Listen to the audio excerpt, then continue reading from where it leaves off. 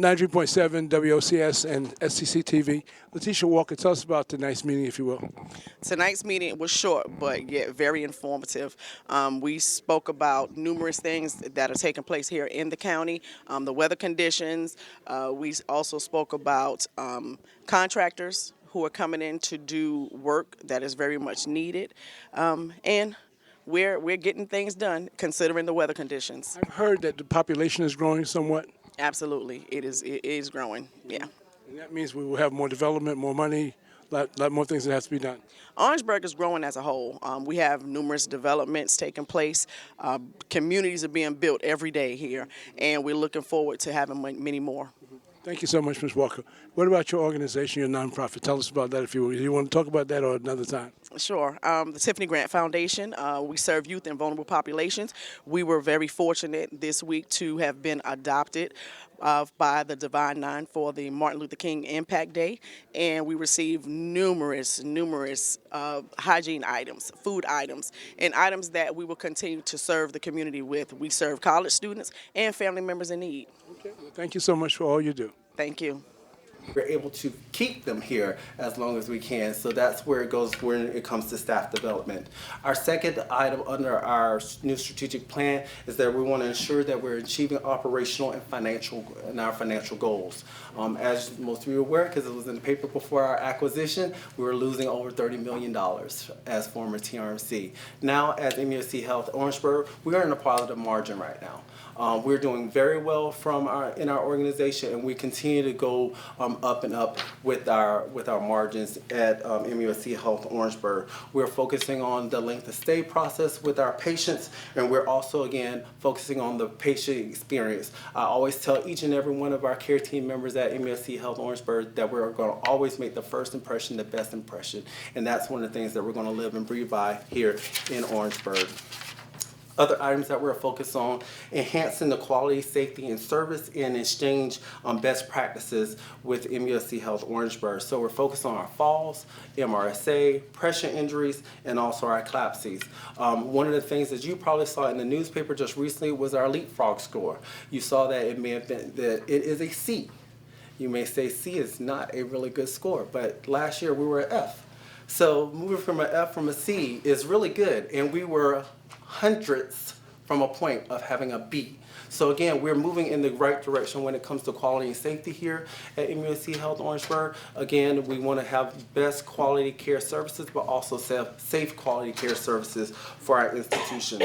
We want to grow our clinical programs, so we're looking at how do we bring more programs to MUSC Health Orangeburg. One of the areas that we're doing that is around behavioral health. We now have a psychiatry fellowship program where we're bringing new psychiatrists to our community here, and after they finish their fellowship program, the goal is to keep them here in our community. We're in the process of also looking at developing a family medicine program, because primary care is one of the areas of my focus to ensure that we're creating access to care here in Orangeburg, Calhoun, Bamberg, and Barnwell County moving forward in the community.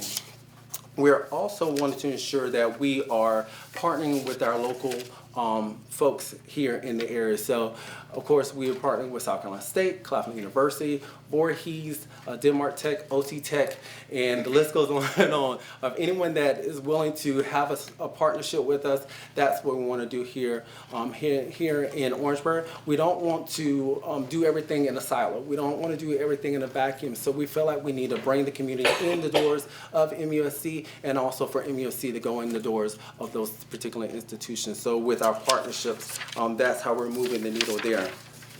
And last but not least, we want to ensure that we are enhancing our image. I always go back to the first day of my job here in Orangeburg, that the former TRMC stood for turn right and make it to Columbia and Charleston.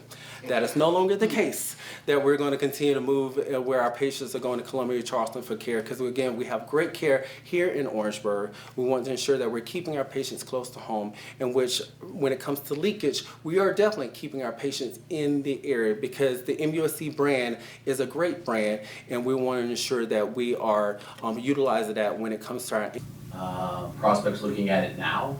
I just know that's going to help the curb appeal that much better.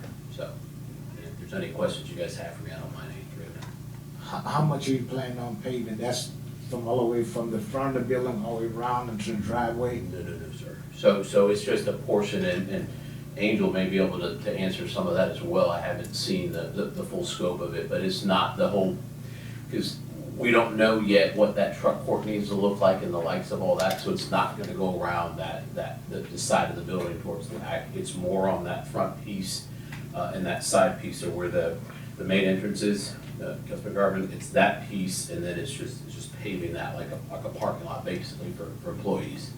Okay, so we're gonna have to repave have some more paving done later on, that what you're saying, am I correct? Yes, sir. Yes, sir. Definitely, there will be future, I don't want to say repaving, but they'll have to pave that extra piece as you go Right. around the backside of it. Yes, sir. Are we gonna have enough money to do that, Ms. Angel? Check in capital project sales tax, but the building was built by the Airmark, so you should have some funding Should have some- available. Okay, I just wanna make sure, because when we do that, we wanna make sure we beautify that, to make sure that it's more attractive to a lot more prospects. Well, and I'll say that Ms. Angel and I mean, when we talked about this to that point, Mr. Garvin, we would hope and anticipate that the prospect coming in that buys it will pave the rest of it, right? I mean, that should not fall on the county, sir. But sometime it does. Yes, sir. No, yes, sir. I just want, we're looking for, Yes, sir. I thank you very much. Yes, sir. When you finish? Yes, sir. No, he was, Oh, you got something? he was his question. I'm kind of, I ain't said nothing, go ahead. No problem. Read minds, they delay. Because it's down there in my area. I understand that's your business. To my understanding, you don't have the answer for the question that I asked, to my understanding. What I was asking is, I don't know who all bid on the project, but, it changed all the X number of dollars. And I was wondering whether the change order was more than the other bidders who bid on the project. That was my question. I gotcha. Ms. Reverend, and I don't know the answer to that question. I would just say this, and again, I don't, without bidding it out, obviously I don't, who knows what those quotes will come in at. I would just surmise though that by using the current contractor and the fact that they have the designs and the things already done, you should save money by using them and then issuing the change order that way. But again, I can't answer that fully because I haven't seen the bids go out from that perspective. Thank you, sir. I think Madam Attorney had answered that.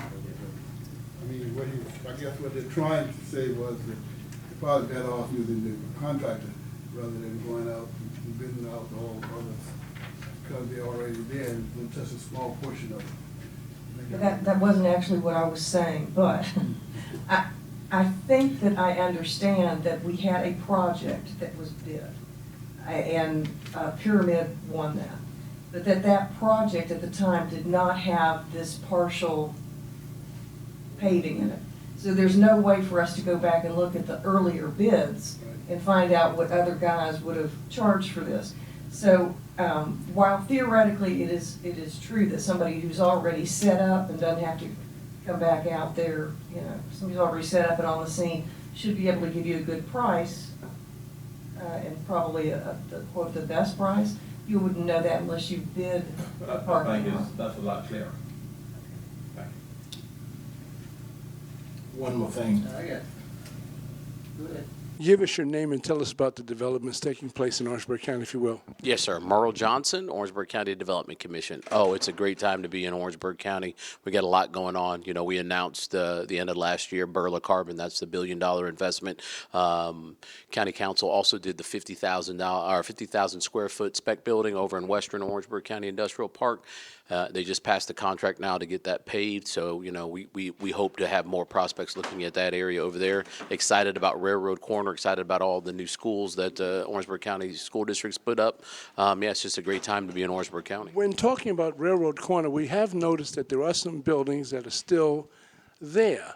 Any update on what's going to happen with those buildings at all? We don't want to throw you under the bus, but I wish I could talk about it. I know confidentially, the city has briefed, obviously, the county and myself on that. I can't speak to it, but I can tell you that the plan is done.